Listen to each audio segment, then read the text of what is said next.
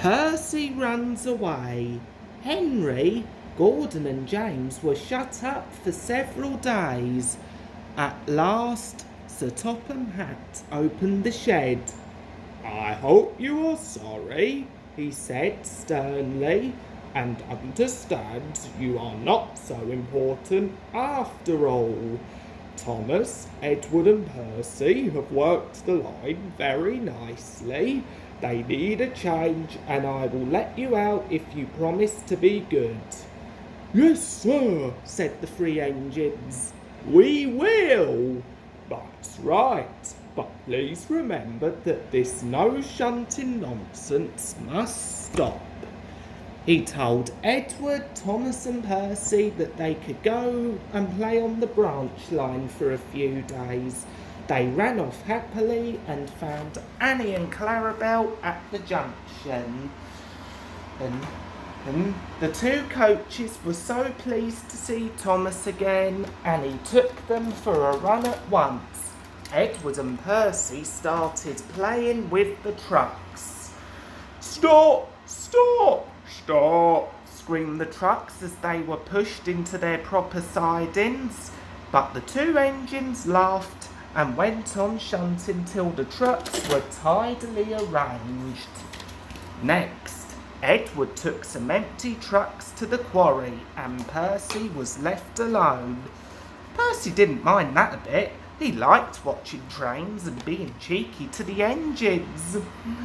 "Hurry, hurry, hurry," he would call to them. Gordon and James got very cross. After a while, he took some trucks over the main line to another siding. When they were tidy, he ran on to the main line and waited for the signalman to set the point so that he could cross back to the yard. Edward had warned Percy, "Be careful on the main line. Whistle to tell the signalman you are there." Percy didn't remember to whistle, and the signalman was so busy and forgot Percy. Bells rang in the signal box. The man answered, saying the line was clear, and set the signals for the next train. Percy waited and waited. The points were still against him. He looked along the main line. Peep, peep! He whistled in horror, for rushing straight towards him was Gordon with the express. Whistled Gordon. His driver shut off steam and applied the brakes. Percy's driver turned on full steam. "Back, Percy, back," he urged, but Percy's wheels wouldn't turn quickly. Gordon was coming so fast that it seemed he couldn't stop. With shut eyes, Percy waited for the crash. His driver and fireman jumped out. Groaned Gordon. "Get out of my way!" Percy opened his eyes. Gordon had stopped, with Percy's buffers a few inches from his own, but Percy began to move. "I won't stay here. I'll run away," he puffed. He was soon clear of the station and running as fast as he could. He went through Edward Station whistling loudly and was so frightened that he ran tight up Gordon's Hill without stopping.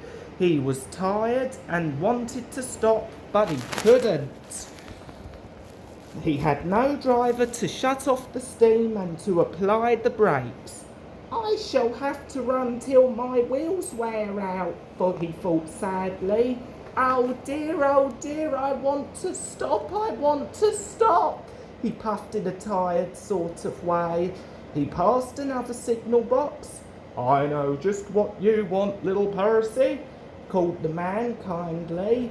He set the points and Percy puffed wearily onto a nice empty siding, ending in a big bank of earth. Percy was too tired now to care where he went. "I want to stop, I want to stop. I have stopped," he thought, puffed thankfully as his bunker buried itself in the bank. "Never mind, Percy," said the workmen as they dug him out. You shall have a drink and some coal, and then you'll feel better." Presently, Gordon arrived. "Well done, Percy. You started so quickly that you stopped a nasty accident." "I'm sorry I was cheeky," said Percy. "You were clever to stop." Percy now works in the yard and finds coaches for the trains. He is still cheeky because he is that sort of engine, but he is always most careful when he goes on the main line.